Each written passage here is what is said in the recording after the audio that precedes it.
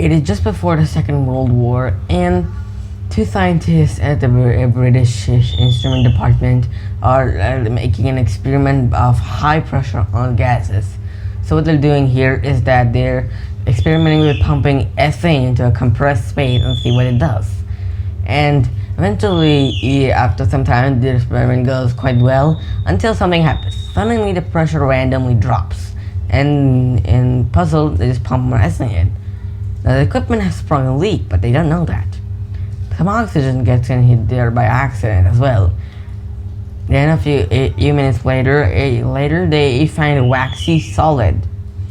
It is a compound that has been made by the fact that the oxygen and ethane have been compressed under a small space and high pressure. Called polythene. It's the start of it. Now, they can't really find any use for the white waxy solid they just invented.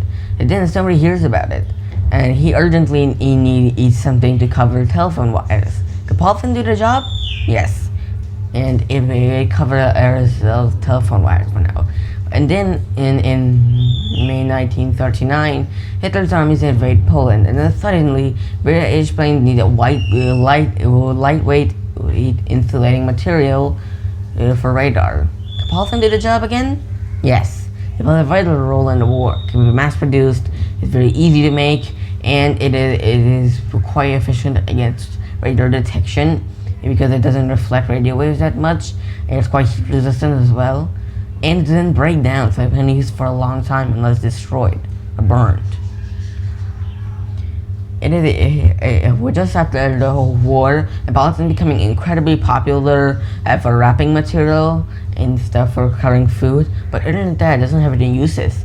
This is because it's just too soft to make anything sturdy.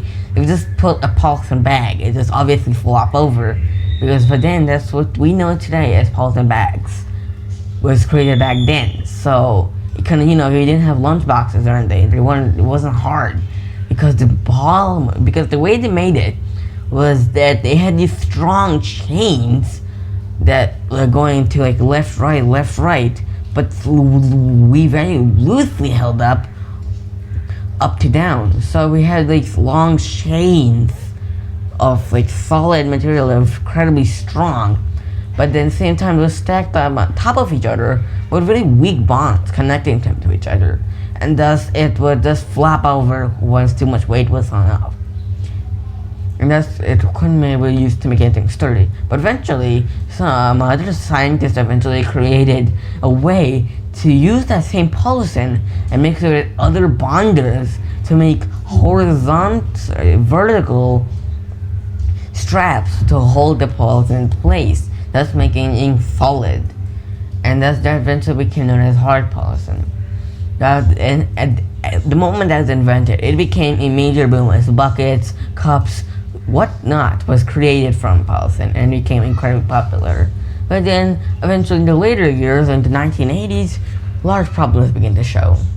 The thing is, polythene itself isn't broken down. It's just so neutral that neither air nor water can really easily break it down. It takes hundreds of years to break down polythene naturally. Even the earliest polythene pieces could be still around unless they got burned.